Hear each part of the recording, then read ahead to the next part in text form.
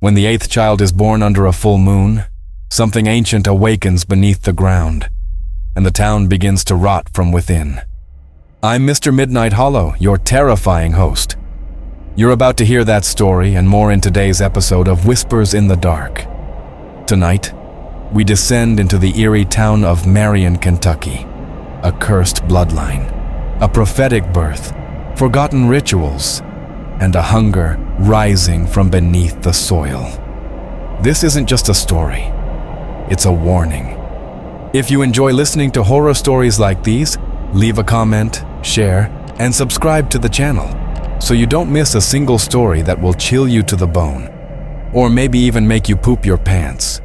Turn off the lights, check the closet, take a quick peek under the bed because you never know what might be hiding. Now, let's begin. Marion, Kentucky, a place that seems to exist in another era, a town surrounded by fields stretching out like a quiet sea, swallowing everything around. The old mines lie there like open wounds in the earth, covered only by forgetfulness. The houses have worn roofs, the utility poles creak with the wind. The silence there is not an absence of sound, it's the presence of something watching.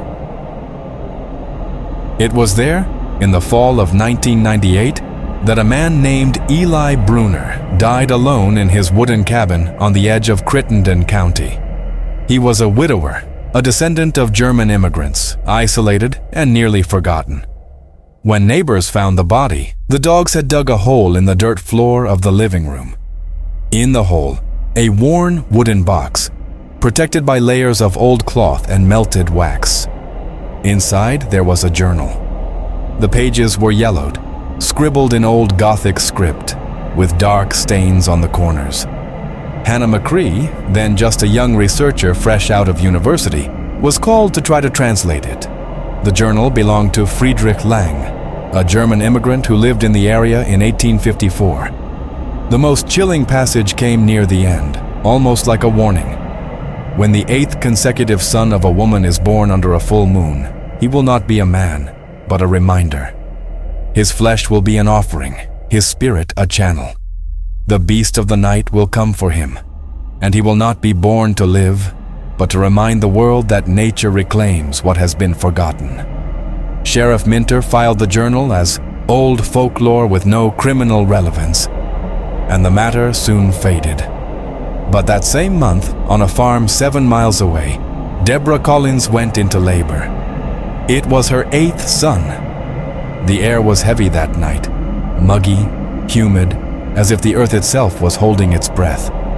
The sky erupted into a storm with lightning slicing the horizon like desperate prayers.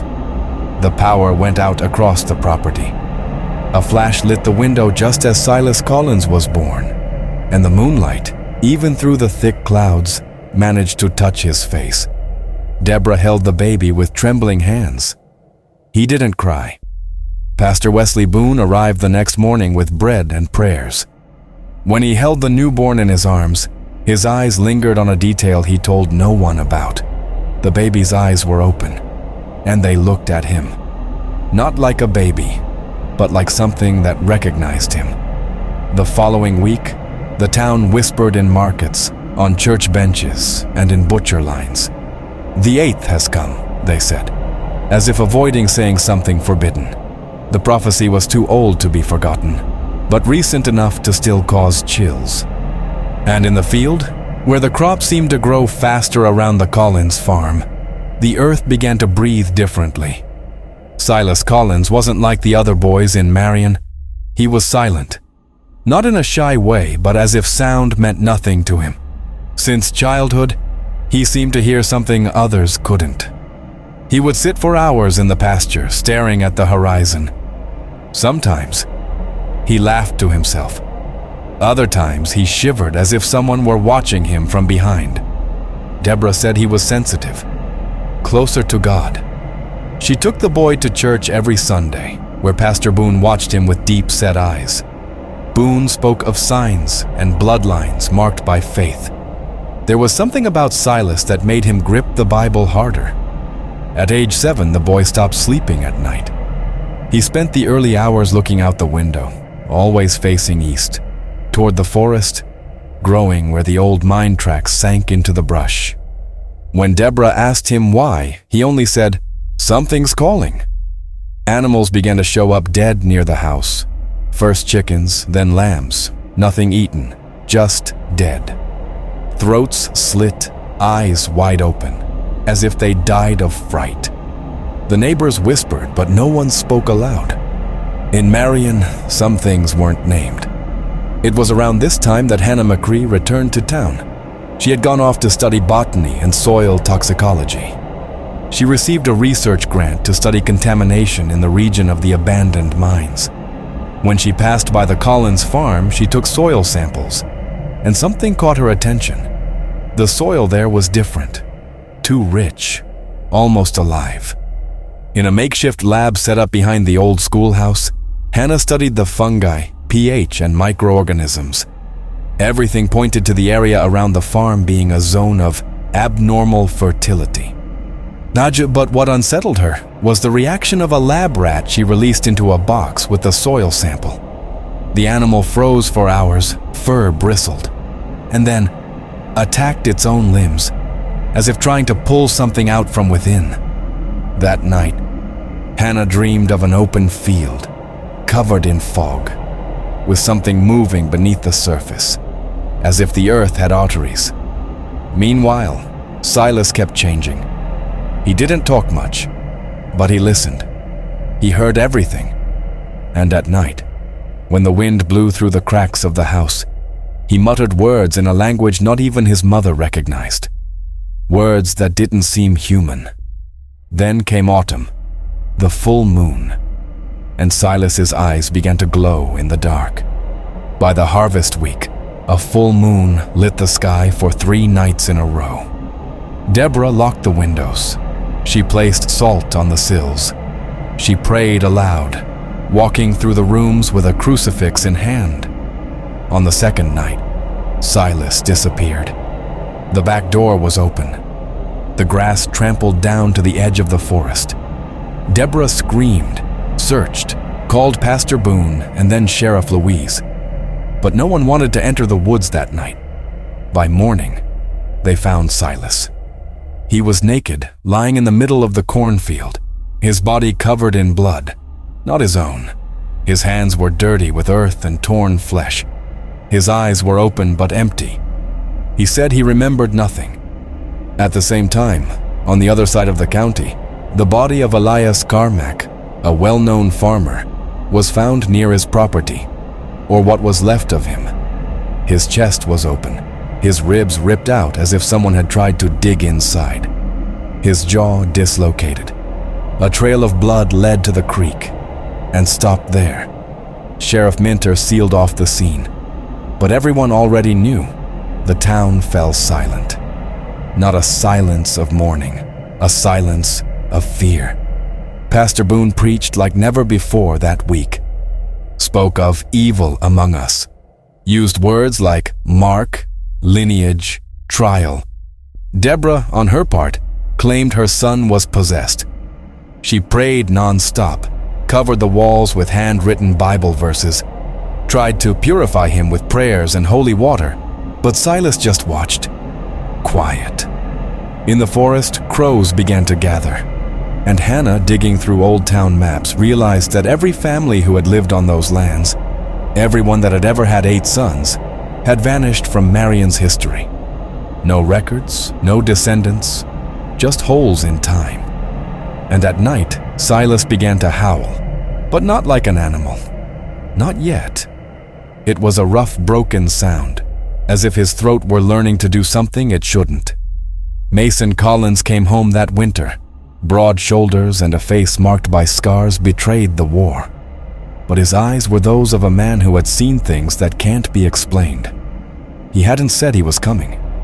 He just showed up on his mother's porch, backpack slung over one shoulder, with a weariness that came from within. Deborah hugged him tight, cried. But Mason quickly realized something was wrong. The house reeked of anointing oil, dried herbs, and fear. His mother's eyes were those of a woman praying to a God who might no longer be listening. And Silas. Silas was no longer the boy he remembered. The kid walked barefoot, even in the cold. Sat for hours on the porch, looking east. His eyes seemed clearer, more alert. But when they met Mason's, it was like staring into a cracked mirror. Familiar, but wrong. That first night, Mason heard noises on the roof. Scratches, slow steps like claws. He went out with a flashlight, circled the house. But there was no one. Just strange marks in the soil. Too deep for any known animal. The next day, he went to the attic. Deborah always kept boxes of old paper there. Family records, black and white photos, yellowed letters. Mason spent hours digging through everything. And he found what he shouldn't have. 3 death certificates, hidden beneath the lining of a sewing box. All for Colin's children. All died between ages 13 and 15. Old dates, unknown names. He confronted his mother. Deborah tried to deny it, then cried. Said the family lineage was protected or cursed. Told of how the great-grandmother spoke of a price paid to the earth so the crops wouldn't die. How in every generation, something awoke when the 8th son was born. Mason didn't reply. But that night, he went into the forest. He took a shovel and a bottle of whiskey. He wanted to understand what was buried in that soil. The flashlight trembled, and the breeze carried a low sound, like a breath that wasn't his. After almost 2 hours, he found something hard underground. Old wood. It was a coffin lid, cracked. And inside, there were no bones, just roots. Twisted, firm, feeding on something. The next morning, he took Hannah to the entrance of an old mine, hidden in the overgrowth. She went down with her equipment, recording everything. Down below, she found unstable tunnels, rocks etched with symbols that didn't look like miners' work, and a central shaft, dry, but radiating heat. She looked at Mason and said, "There's something alive down here." Meanwhile, Silas, lying in the barn, was biting the palm of his own hand. Blood dripped between his fingers, soaking into the hay. And he smiled. Winter brought a thick silence over Marion. The kind of silence that seems to want to hide something. The townspeople avoided going out at night. Windows closed earlier. Even the town's dogs barked less. There was an unnamed fear hanging in the air, like invisible dust settling on people's souls. At the Collins farm, the barn had been turned into an improvised cell. Deborah had chained Silas inside with iron links, coarse salt, and crosses nailed into every corner. She spent hours on her knees outside the door, praying loudly, her fingers bleeding from clutching the rosary too tightly. Silas didn't scream, didn't ask for help. He just lay there, sometimes with his eyes closed, sometimes just watching his mother through the slats in the wood. What he was waiting for, no one knew. Mason watched it all with a knot in his gut. He wanted to intervene, but something inside him whispered that it was already too late. He started having nightmares, with voices whispering in another language, with a forest that moved from within, with teeth in the dark. It was Pastor Boone who made the unexpected visit. He arrived with a Bible, a jug of wine, and eyes too hollow for a man of faith. He said he needed to see the boy, said the sacred texts spoke of marked bloodlines, and that Silas might be the last of a cycle. A sign. Deborah let him in. Inside the barn, Boone knelt before the boy, spoke softly, asked questions no one else heard. Then he came out saying they needed to prepare. A ritual, an offering. The boy isn't a curse. He's a channel. And what the world calls evil is sometimes just the earth's hunger. Hannah, meanwhile, insisted there was something alive beneath the soil. Some kind of organic network, roots or fungi, that seemed to react to human presence. She told Mason that old maps showed the mine wasn't just a coal dig. but a hole carved into something older, something that was growing. On the third night of the month, Silas disappeared again. The chains were broken, the salt scattered, the barn door wide open, as if something from inside had pushed it out. At the same moment, a family on the other side of Marion found their 10-year-old son dead in the shed, his face disfigured, his limbs torn off with brutal force. Authorities avoided giving details, but everyone already knew. Mason went hunting. He took a shotgun, flashlights, and a military knife. In the middle of the woods, he saw him. Silas, or something that had once been Silas. Crouched, naked, covered in dried blood. His back arched, eyes reflecting light like those of an animal. His teeth larger, but the face, still his brother's. Mason froze.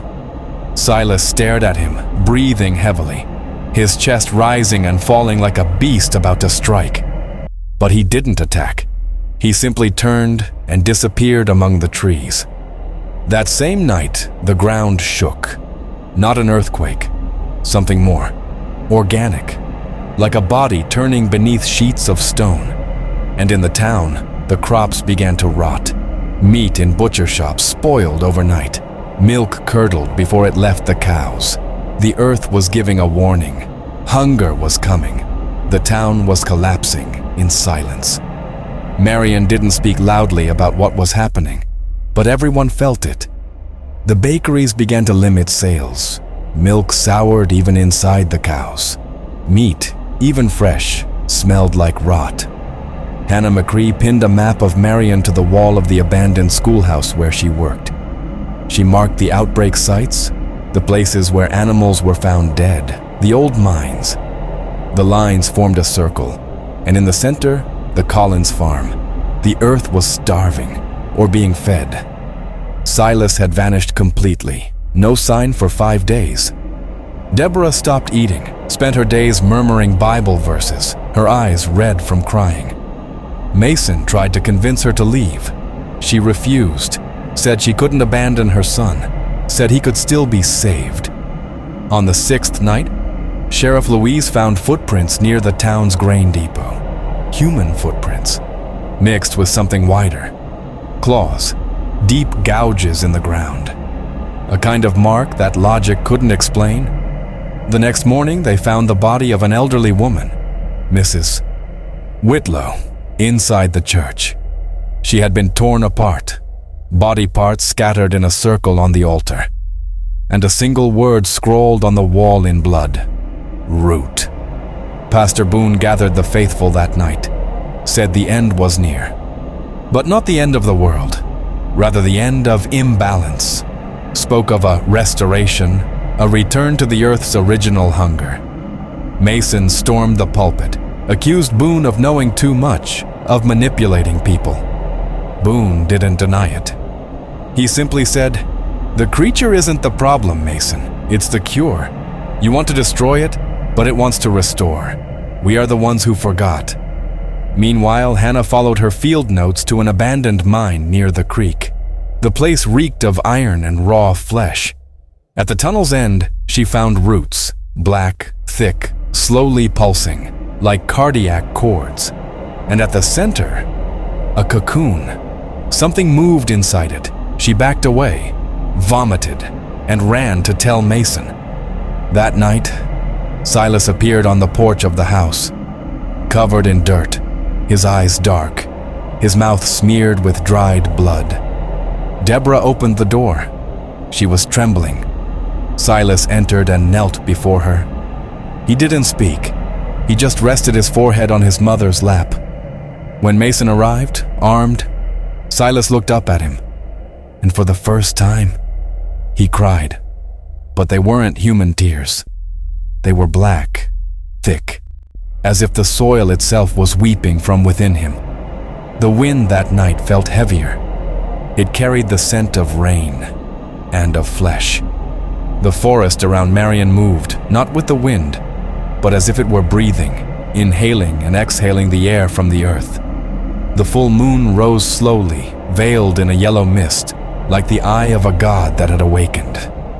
Silas stood in the center of the house, surrounded by candles, coarse salt, crucifixes, and Deborah kneeling, whispering old prayers.